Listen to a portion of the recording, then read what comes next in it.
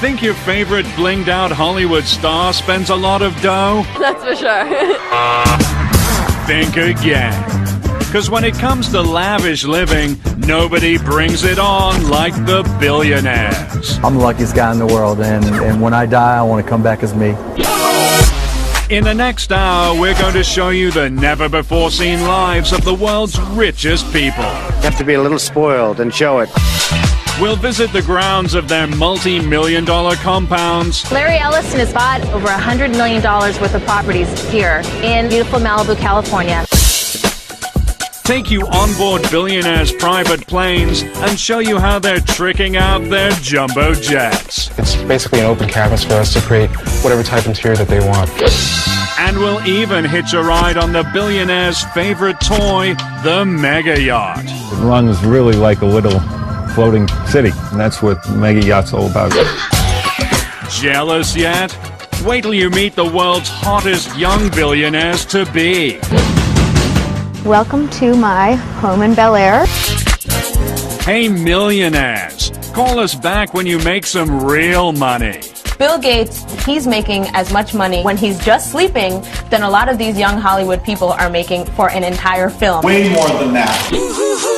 Because this is the fabulous life of filthy rich billionaires.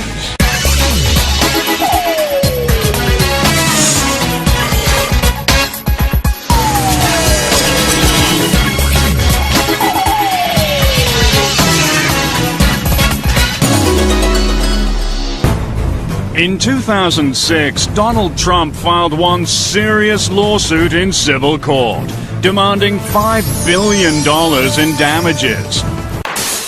What happened? Was somebody cheating in his casino? Did somebody rob Trump Towers? Oh no. It was far worse. Some reporter had the gall to accuse Donald Trump of being only a millionaire. It really has nothing to do with ego. Who would think that one would find it slanderous to be called a millionaire, but be suing a reporter who said, hey, he's only worth about $250 million, but no, the Donald says it's more like $2.7 billion. Being a billionaire for Donald is a brand. People need to associate him with billions, otherwise they're not going to be paying $30 million for apartments. Yeah, because gaining entree into the billionaire club means joining the most elite economic class on Earth. Out of a global population of 6.5 billion humans, a mere 793 are billionaires. Just the interest on the money they have is more than most millionaires will ever collect in a lifetime. Let's take a rich Hollywood celebrity like Reese Witherspoon. She makes up to $29 million a movie. In order for her to become a billionaire, she would have to make 35 movies. That's how rich these billionaires are. If a billionaire wanted to, they could buy about 3,000 Rolls-Royce cars, and that would only get through $1 billion of their fortune. Wow, how far we've come. And if you're lucky enough to join the select club of 10-digit dudes, living in some rinky-dink mega mansion simply won't do. If you're an A-list celebrity, you might be looking in the range of $10 million for real estate. If you're a billionaire, you don't really have a range. You can go $20 million, $40 million, $60 million, as much as it takes to get what you want. These billionaires have homes all over the world, so when they think about buying a new one, they don't agonize about a multi-million-dollar mansion the way a millionaire would. Yeah, because in the world of billionaires, buying a mega home is as easy as grabbing a pack of Twizzlers at the checkout. Just ask billionaire Dallas Mavericks owner Mark Cuban. He bought this Dallas mansion for $15 million in 2000 without ever laying eyes on it. This is my house, Casa de Cubana, and believe it or not, I bought this house sight unseen. A buddy of mine said, trust me, it's a great deal. And then I said, okay, when you have a lot of money, you can take chances. That's one of the great things about being a billionaire, you know. Mark's Casa de Cubana spans 24,000 square feet. And look out back. There's a gazebo big enough to fit a couple of million-dollar homes. But for Mark, it's just a place to keep his barbecue grill out of the rain. I ain't even started yet. This is our summertime hangout here. Now, to some people, this might be a tennis court, but when you own the Dallas Mavericks, this is a basketball court. Then obviously after you get sweaty, then you got the pool. Most people have to fly somewhere. This is kind of like our own resort. And even though his joint is spread across 7 acres, Mark's got one problem most billionaires would rather live without. Neighbors. That's why they're spending insane bucks to get extreme isolation. Billionaires sometimes don't want next-door neighbors, and they're probably the only people on Earth who can afford not to have them. Just ask the richest man on the planet, Microsoft founder Bill Gates. Not only does he have this 66,000 square foot, $140 million high-tech Seattle mega home, but he bought up the 11 surrounding plots for an additional $14.5 million just to make sure he never has to deal with the neighbors. It's a lot more than that. Bill Gates bought about a dozen properties on the shores of Lake Washington, which totally insulate him and his family from the world. And Bill's Microsoft co-founder, Paul Allen, with a net worth of $22 billion, he's got plenty of cash to make sure nobody's shacking up next door. Paul built a 7.5-acre, 47,000 square foot compound on Washington State's breathtaking Mercer Island. This $120 million estate has not one but 5 mansions, including a 10,000 square foot abode for Paul and a 6,500 square footer for his mommy. I think it makes a lot of sense. One mansion is for his mother. The others might just be buffers so that he doesn't have to have somebody living next to him. But no billionaire spends for complete privacy like Oracle founder and $16 billion man Larry Ellison. He already owns $245 million worth of real estate around the world. It's bought and paid for.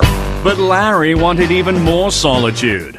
So in 2003, he set his sights on a nice quiet spread in Malibu Beach. Only problem? There's no such thing as a nice quiet spread in Malibu. Everyone wants to be on the beach in Malibu. It is tightly packed with celebrities and millionaires. So what's a poor billionaire to do? Easy. Larry just bought up a whole swath of homes in Malibu's most exclusive area, Carbon Beach, and made himself the only kid on the block. It's so rare to actually get property available on Carbon Beach. Behind us here are 5 consecutive properties that Ellison recently purchased. He actually went up to the doors and knocked and said, I'm going to give you an offer that you can't refuse, and basically they decided to sell. Yeah. Yes, that's 5 ultra-plush beachfront properties in a row. Just for a little freaking privacy. Within the last few years, Larry Ellison has bought over $100 million worth of properties here in beautiful Malibu, California. If you have a palace, that just gives you cachet way far above and beyond a regular billionaire. Owning a palace is the ultimate in billionaire living, and one of the fringe benefits of being a royal billionaire. Can you imagine calling Domino's Pizza and saying, like, yes, I need like a pepperoni pizza, sent it to the palace. But if you thought palaces were just some thing of the past, think again. 'Cause these days billionaires are building brand new ones, bigger and more tricked out than in the days of yore. Take this guy, the oil-rich Sultan of Brunei. He built himself this shiny new palace in the early 80s, and at 2.1 million square feet, it's the largest residential palace in the world. This place is gold domed. It's bigger than the Vatican. It's on par with Versailles. It's got 1,788 rooms, and its dining room seats 5,000 people. Then there's 49-year-old Saudi Prince Al Walid. In 1997, he dropped $130 million to build his very own palatial oasis. Why not when you're worth $20 billion? Prince Al Walid of Saudi Arabia's palace is bigger, grander, more lavish probably than the homes of the top 5 billionaires in the world put together. This is someone who's living truly the most luxurious and wealthy lifestyle that you can imagine. Close your eyes and imagine Prince Al Walid's personal paradise in Riyadh, Saudi Arabia. With 317 rooms, this Mideast mammoth checks in at 400,000 square feet. It's got a 20-foot-high wall of water fountain and a 75-foot-high foyer framed by dual winding staircases. There are also indoor-outdoor swimming pools, a screening room, a bowling alley, and a beauty salon. I feel at home, really. I like it. And just like a Sahara sandstorm, Al Walid's ginormous palace has been known to swallow travelers whole. I got lost in one of his closets. They just would go on and on and on. You had no idea where you were. Everyone walks around the prince's palace with walkie-talkies and say, I'm in this green room. Oh, that's the so-and-so room. Go into the blue room, and then a quarter mile later you'd be somewhere and maybe someone would find you. Good thing the prince has a staff of 180 to help with search and rescue. So Al Walid can kick back in front of one of his 520 TVs and worry about what really matters. His money. The stars. Unreachable normal human has $1 billion. Take Virgin Airlines boss Richard Branson. He's building his own rocket ship designed for space tourism, Virgin Galactic. Or Amazon.com founder Jeff Bezos. He's building a spaceship and his own personal spaceport on his West Texas ranch. But Microsoft founder Paul Allen is one step ahead of the space pack. His Spaceship One was the first private rocket to leave the Earth's atmosphere. It seems to be a logical thing for a billionaire because it's a new way to spend money. So if you have the billions, why not buy yourself a spaceship? It's not often you get a chance to participate in the making of history. And if you think their rocket ships are far out, check out how they're jet setting around Mother Earth. A must for a billionaire is owning a jet ready to go anywhere at any time. You don't want to be a billionaire having to wait in line at the airport. You need to be able to pack your bag, get on a plane at any time of day or night. These billionaires fly around in their private jets the way you and I commute to work.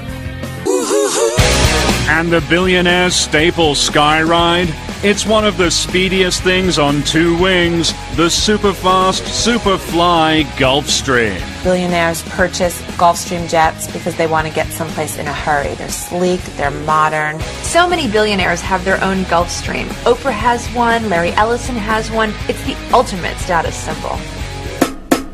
Just ask internet billionaire Mark Cuban. He bought this state-of-the-art Gulfstream G550 in 2005 for $42 million. Most people have an easy chair or a favorite chair at home. This is my favorite chair.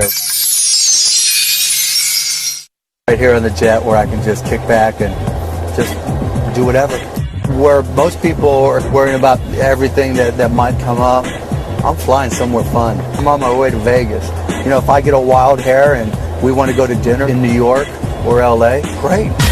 Cuban's Gulfstream G550 has a full-time pilot, wood imported from the Ivory Coast, 24-karat gold cup holders, and state-of-the-art technology, all customized to Mark's specifications. The nice thing about having billions of dollars is that you get to do what you want, where you want, how you want, when you want. I'm the luckiest guy in the world, and when I die, I want to come back as me.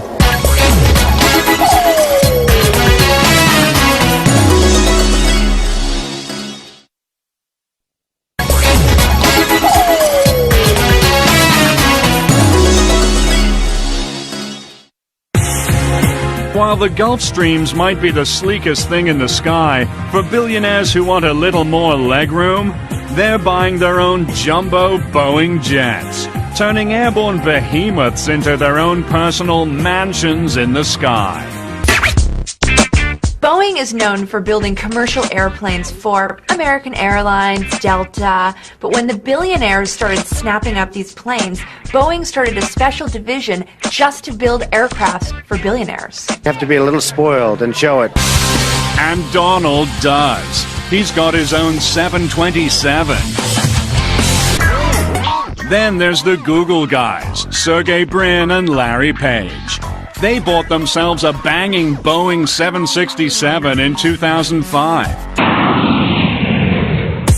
And Saudi Prince Al Luaid, he travels in style in his own 747, the monster of the Boeing line, with a staggering 40,000 cubic feet of interior space. I spend quite a bit.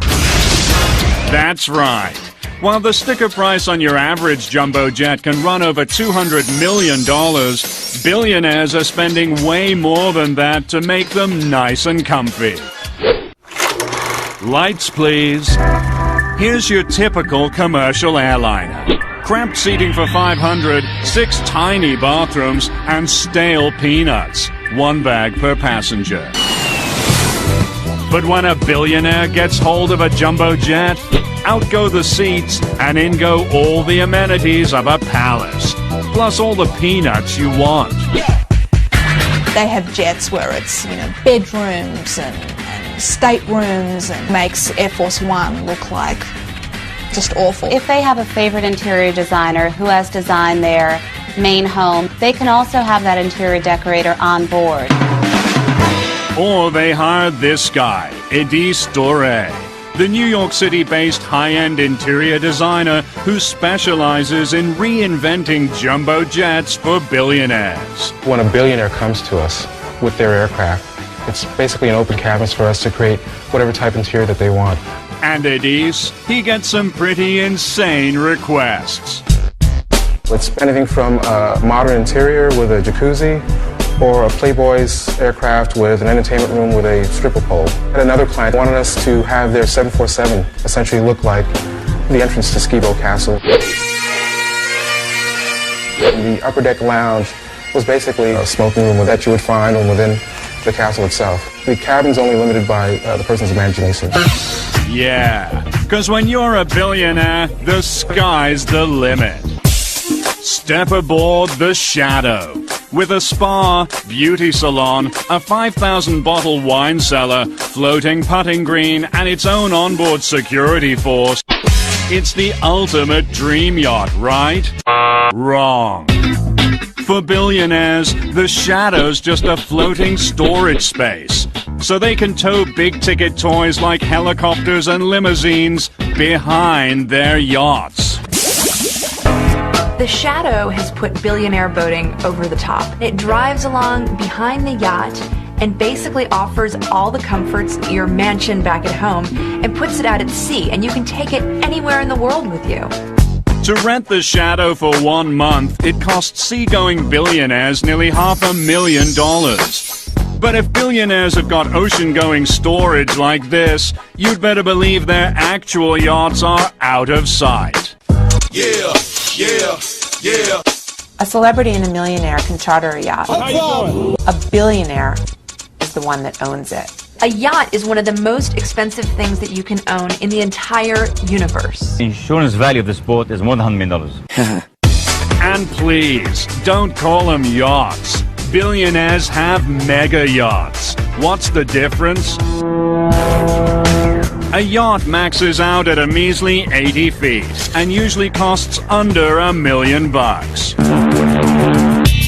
But a mega yacht? It can be 200, 300, 500 feet long and cost hundreds of millions of dollars.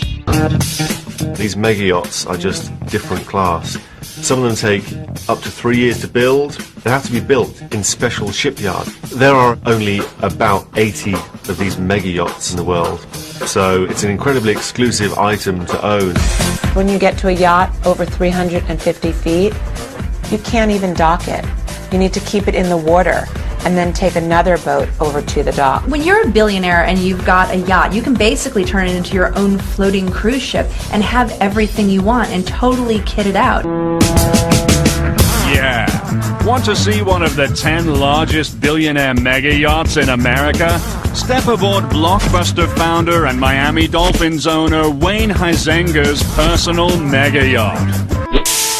Before he made his billions, Wayne used to drive a garbage truck.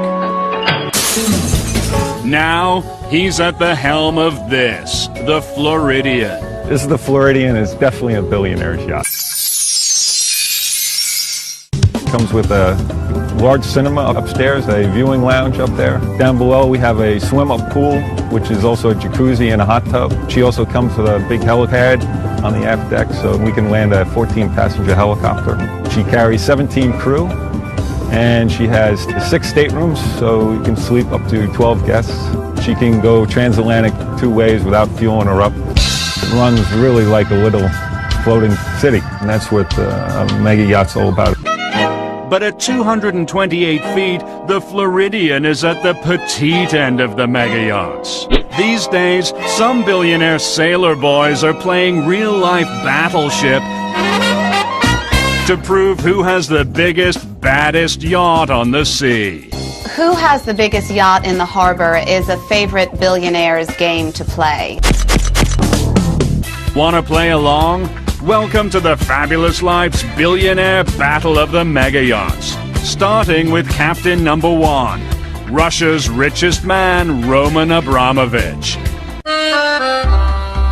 Raised as an orphan in his native Russia, he became a captain of the oil industry and then commander at sea. Roman Abramovich owns 4 yachts. In 2004, he took them all to Portugal and had breakfast on one, lunch on another, and dinner on yet the third. Roman's flagship? It's the 377-foot, $125 million Pelorus. With an indoor pool and steam room, antique wooden floors, a staff of 42, and rooms for 22 guests. And for this safety-conscious billionaire, it's all about the security. His Pelorus features a submarine for hunting deep-sea mines, a built-in missile detection system, and a bulletproof exterior. He's got it on the yacht, he's got it on the plane. I mean, you wonder if he walks around town with a little bubble around him that's an anti-missile defense system. So Roman's got a whole lot of boat. But billionaire captain number 2 in our battle of the mega yachts? Microsoft playboy Paul Allen. He has a fleet that'll blow Romans out of the water. And his big dog, it's called the Octopus. I mean, it's just amazing. Paul Allen's 414-foot, $200 million yacht is called the Octopus, and it's got a basketball court, a movie theater. It's longer than the Seattle Seahawks football field, the football team that he owns. He uses it to throw these fabulous parties where he entertains amazing celebrities all the time. Just last year, Paul Allen had the likes of George Lucas, Justin Timberlake and Cameron Diaz, Bono and Usher on his yacht. When Usher was on board the ship, he recorded a song with Paul Allen in the onboard recording studio. But docked right next to Allen's Octopus and all those exotic party locales is an even bigger boat. The $200 million Rising Sun. It belongs to billionaire captain number 3, Alan's tech industry rival, Larry Ellison. Larry's 5-story maritime monster features 82 rooms, a spa, and a basketball court that doubles as a helipad. And at 453 feet, it outstrips Paul's octopus by 39 feet. Oh yeah, Larry made sure of that. Larry Ellison and Paul Allen have been in the billionaire battle over the size of their yachts, and currently, Larry Ellison's the winner. When Larry Ellison heard that Paul Allen was building a bigger yacht than his, he asked his designers to add 50 feet on, just so that he can say, I have the biggest boat. It is absolutely true. But even though Larry supersized the rising sun, he'd have to tack on another 72 feet to match our reigning mega yacht. The world's longest, largest, baddest mega yacht of all time.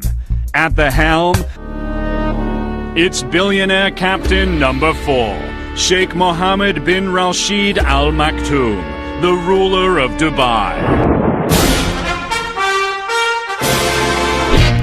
And his royal $300 million Platinum is a record-breaking 525 feet long. That's bigger than a Royal Navy destroyer. The ruler of Dubai doesn't so much have a yacht as he has his own floating neighborhood. You can have a lot of people on that yacht and never actually have to interact with them. Still under construction, the Platinum's as luxurious as it is long. With 2 master staterooms, a cinema, disco, squash court, plus its own submarine and a helipad for the Prince's Black Hawk chopper. It costs 10% of the total value of the yacht just to upkeep it for a year. So to do the math simply, this billionaire spends $30 million a year to upkeep his yacht. I mean, you take some celebrity, that would be as much money as they made in several years. But the sheikh must be shaking in his boots, because reportedly our fave Russian billionaire Roman Abramovich is on a covert mission to develop an even bigger boat. Being built in a German shipyard under a cloak of secrecy, his 5th mega yacht goes by the project codename Secret. But it's no secret that Roman's gonna have the biggest mega yacht on the sea. Abramovich is building another yacht. It'll be the 5th in his collection, and it is reported to be the world's biggest at more than 525 feet long. What will it have? What won't it have? Step into the bedroom of Microsoft founder and richest man alive, Bill Gates. Looks like he's sleeping comfortably, right? He should be. 'Cause while Billy Boy snoozes, his Microsoft empire keeps growing, which means he'll wake up $4 million richer in the morning. Wake up and smell the money, Bill. He's making as much money per night of sleep when he's just sleeping than a lot of these young Hollywood people are making for an entire film that they spend months filming. Way more than that. Bill Gates is so wealthy that the IRS had to have a special computer to calculate his wealth. Bill Gates is the richest man in the world. That says it all, right? That's right. Bill's got plenty to line his mattress. A mind-blowing $50 billion. And when we're talking about fortunes this massive, billionaires have got to make up stuff to spend it all on. The problem with being so rich is that you can literally get anything you want, anytime, and that money is no object.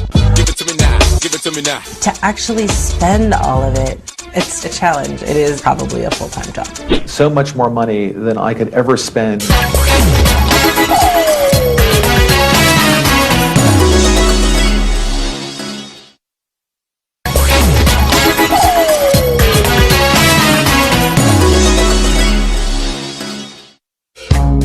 Billionaires buy things that even the super rich would think is extremely extravagant. It's called fantasy spending. Take billionaire record company mogul David Geffen. He doesn't have regular floors in his Beverly Hills estate. Oh no. He's got the very wood floors where Napoleon proposed to Josephine. And our buddy Bill? He recently bought an ultra-rare notebook belonging to Leonardo da Vinci for $32 million. Bill Gates spent $32 million on a little notebook that Leonardo da Vinci had scribbled some ideas in. That's how rich these people are. They can just drop $32 million on a little 72-page notebook. But the latest, most lavish trend in billionaire fantasy spending, it's all about owning their own sports franchises. If you're a billionaire, there are only so many fabulous things that you can spend your money on. Cars, houses, jets, yachts. But sports teams give you the opportunity to own people. And in the age-old battle between jocks and geeks, owning sports teams is revenge of the nerds, billionaire style. For a lot of these guys, when they were younger, were a little geeky, didn't get picked first for the sports team, they're having their sweet revenge now because they own some of the biggest franchises in the country. Take our fave techno-geek money man, Mark Cuban. When Mark was in high school, the jocks called him and his friends the Turtle Club because they ran so slow.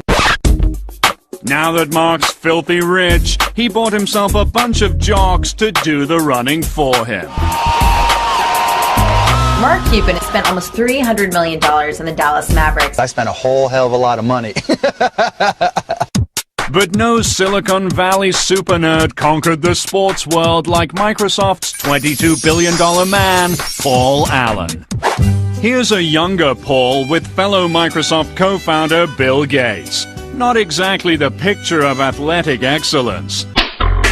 But these days, Paul spent almost $265 million for franchises in both the NBA and the NFL. Paul Allen owns the Seattle Seahawks and the Portland Trail Blazers, two very well-known franchises in the NFL and the NBA. He's having his very sweet, sweet revenge. I certainly feel that looking around here today, and I hope you feel the same way. Allen may have bought himself a whole lot of jock cred, but he hasn't been able to buy his team's championships. For that, you gotta spend even bigger bucks. Like Russian $18 billion man Roman Abramovich. This football fanatic didn't just want to own a soccer team, he wanted to own the best soccer team on earth. In July 2003, Roman Abramovich bought Chelsea Soccer Club for £90 million. Chelsea were pretty good before Roman came along, but as soon as Roman's money came into the equation, they became invincible. Because Roman might have spent $130 million to buy the Chelsea Soccer Club, but to make them truly unbeatable, he traveled the globe on an all-star soccer player shopping spree, blowing a total of $775 million to assemble the highest-paid team in British soccer history. He's dwarfed the competition, certainly in terms of payroll. He's the Steinbrenner of soccer. Roman's money paid off because last season they won the championship and they lost one game all season out of 38 games. It's an incredible record. Roman's team is so good in Chelsea that the entire UK is angry at him. British football is pretty much ruined. Oh, those billionaires. They'll never play fair. Don't sweat the technique. Think it's sweet to be a billionaire? Well, there are some lucky who are guaranteed to become billionaires without ever lifting a finger. Who are they? You're about to meet the 4 hottest billionaires to be on Earth. Starting with number 4. You might recognize 21-year-old Stavros Niarchos as Paris Hilton's sometime boy toy.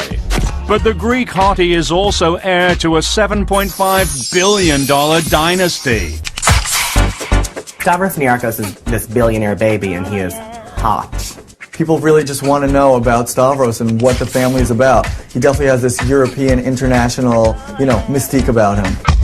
Yeah, because the second baby Stavros was born, he had billions on tap from both his mama and papa. Daddy Philip inherited a Greek shipping empire. And Mommy Victoria, she's a Guinness. Of the Irish billionaire beer dynasty Guinnesses. He's got billionaires coming from both sides of him. That's 2 billionaires squeezing one out. Stavros spent a lot of his childhood in St. Moritz, Monaco, those kind of billionaires hang out skiing, windsurfing, playing around on yachts, having a great time. And lately, he's even gone a little Hollywood. He was dating Mary-Kate Olsen for a while, and then he started dating Paris. He's really gotten involved in some crazy hijinks. He supposedly trashed a hotel room in Las Vegas over Kelly Osbourne's birthday weekend. He wrecked Paris's $300,000 Bentley. So what? This guy can smash as many Bentleys as he wants. That's hot, whatever. Stavros just earned the first installment of his future fortune. With his 21st birthday in April 2006, he inherited $275 million. Just a taste of the riches to come. Number 3, Amanda Hearst. She's 22, with brains, beauty, and a last name that's truly legendary in the world of American money. Amanda Hearst is a descendant of William Randolph Hearst, the legendary newspaper man. You know, the Hearsts, of course, are worth billions, through their publishing empire. Amanda Hearst is really keeping up the tradition of an old-school billionaire-to-be. She has just sophistication, style, and class oozing out of her. Amanda's an heir to a $5.2 billion publishing fortune that includes 12 daily newspapers and over 120 magazines. And she isn't just sitting pretty on the Hearst media empire, she's looking hot in front of the camera too. In the great tradition of spawns of the rich and famous being models, she's modeled for Town & Country magazine, she's modeled for Tommy Hilfiger. People are clamoring for her to do their campaigns and be in their runway shows. But if you stood to inherit billions, why in the hell would you work for a living? Amanda donates whatever she makes on the runway to charity. Next, 26-year-old Casey Johnson. Casey's dad is sitting on an old money war chest of $3.6 billion. The Johnsons' money comes from Johnson & Johnson's, baby powder, Band-Aids. You just go into the medicine cabinet, there's tons and tons of Johnson & Johnson product. Her dad also owns the Jets, so basically they're definitely a powerful name in this country. Casey Johnson hangs out with other famous celebutantes like the Hiltons, but the Hiltons aren't billionaires. Casey's family is. Casey definitely stands to inherit a big fortune, but she's already spending like she's got one. Want proof? Casey invited us over to her brand new multi-million-dollar LA mansion to show us how a billionaire-to-be really lives. Welcome to my home in Bel Air. We're going down to the pool area, which is kind of a hike. When I first saw the view of the pool from the house, is kind of when I fell in love with the home. And there's a lot to love. With a formal sitting room, a dining room, and even a guest house for her full-time live-in chef. But who cares about that stuff? For a billion-dollar fashionista, it's all about closet space. I can be in cowboy boots and jeans, and the next day I can be in Pucci. And then the next day I can be in an Armani suit. And she's got plenty of shoes to match. A collection that includes roughly 200 pairs of ultra-lavish Manolo Blahniks worth an estimated $130,000. I love shoes. I'm a shoe freak. Manolo Blahnik. He just started making 6 inches, and he only made a couple pairs, so I bought all of them. But a billionaire-to-be can't keep her cash in her shoes. She's got to have a whole lot of handbags. And Casey, she's got around a whopping 400 pricey purses. This is where I keep the majority of my handbags. Well, I love Hermes. I like Gucci. I like Chloe, the Paddington bag. Fendi. I love Chanel. Very cute. If someone followed me around with a camera for 24 hours, they would not believe my life because it's absolutely incredible. As one of 3 siblings, Casey will likely inherit at least $1 billion. But the best part of being heir to the Johnson & Johnson fortune? Baby powder with your name on it. I represent, okay? Billionaire-to-be number one? It's got to be the 23-year-old Brunei-born, London-bred party machine named Prince Azim. And that's no pretentious fancy boy name. This guy's really a prince. He is your ultimate billionaire-to-be. He has no top on what he could spend. Yeah, because when your daddy is the Sultan of Brunei, sitting on $20 billion, you'd better believe you can afford to live a little. Prince Azim has a father that is known all over the world as an icon for lavish spending, and this kid is definitely following in his footsteps. He is following a tradition of sort of international, rich, jet-set types who throw tons of money around and love to mix with the celebrities. When the raging royal turned 23 in 2005, he flew in half of Hollywood to help him blow out the candles in London. Prince Azim whisked in some glamorous celebrities: Scarlett Johansson, Misha Barton, and Kid Rock. Kid Rock. Get me Kid Rock. Everybody wants to get some stupid cash, right? And when the young prince isn't just importing celebs for his shindigs, he's lavishing them with expensive gifts to make sure they're best friends forever. Prince Azim really, really loves to go over the top when he wants to meet someone he really likes. That's for sure. After seeing Usher live in 2001, he reportedly sent the R&B stud $250,000 worth of booty, including a pair of Nikes encrusted in diamonds. Ooh, baby. It was really, really sexy.